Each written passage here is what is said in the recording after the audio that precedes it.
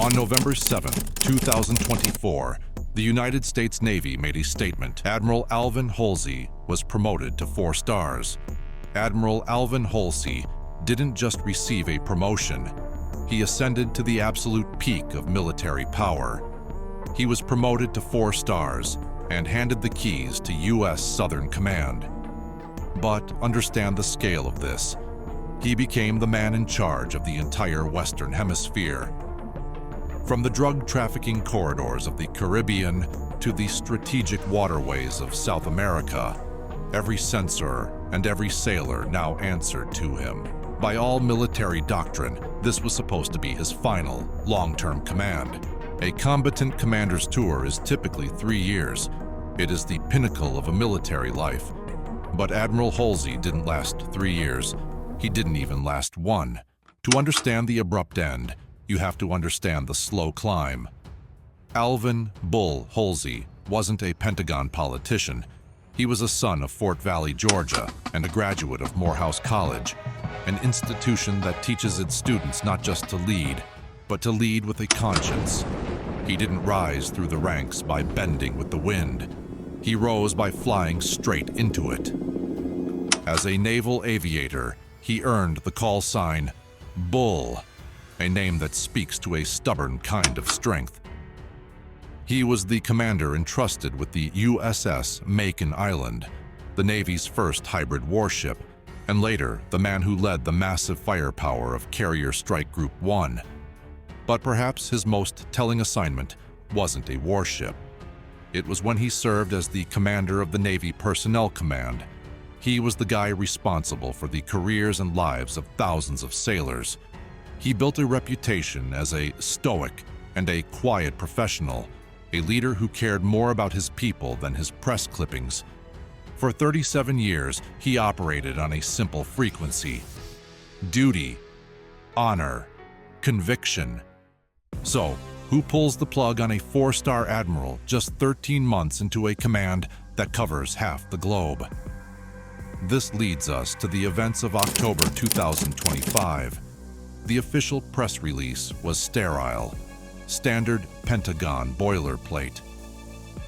Defense Secretary Pete Hegseth stood at the podium and announced Admiral Holsey's retirement, framing it as a natural conclusion to a storied career. But in the hallways of SOUTHCOM, nobody was buying the narrative. You don't decapitate a combatant command in just over a year unless the friction is tectonic. The friction allegedly started with a new directive regarding the war on drugs. Sources suggest the administration wanted a win, a loud one. Reportedly, the order came down to target a convoy of suspected narco submarines and go-fast boats moving through the Caribbean corridor. But this wasn't an order to intercept, board, and arrest. The order was to engage. We are talking about kinetic strikes, missiles. Allegedly, the target list included 12 vessels, 12 civilian boats, manned by smugglers, slated to be vaporized without a trial, without a judge, and without warning. That is where the silence in the room got heavy.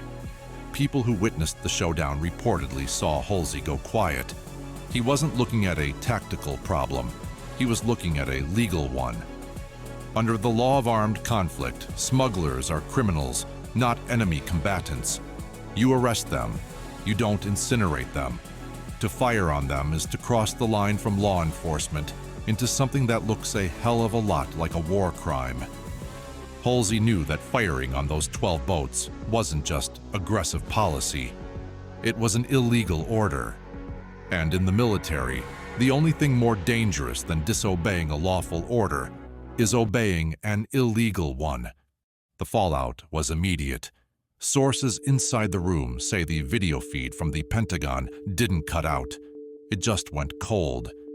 You don't say no to a new administration looking for a headline and expect a pension parade.